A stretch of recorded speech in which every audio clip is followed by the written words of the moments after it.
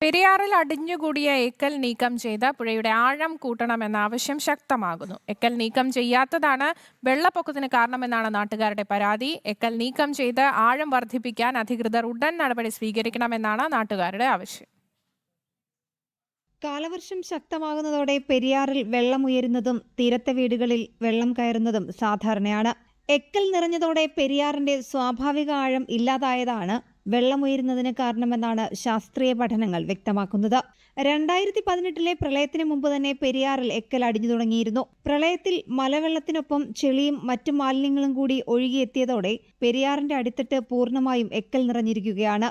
ഇതോടെ വരാപ്പുഴ, ഏലൂർ മുതൽ മുളവുകാട് വരെയുള്ള ഭാഗങ്ങളിൽ പുഴയുടെ സ്വാഭാവിക ആഴം ഇല്ലാതായതും വെള്ളപ്പൊക്കത്തിന് കാരണമായി. എക്കൽ നീക്കം ചെയ്യണമെന്നാവശ്യപ്പെട്ട് കടമക്കുടി, വരാപ്പുഴ, മുളവുകാട്, ചേരാനെല്ലൂർ പഞ്ചായത്തിൽ താമസിക്കുന്നവർ പരാതി നൽകിയെങ്കിലും നടപടി സ്വീകരിച്ചില്ലെന്നാണ് ആരോപണം.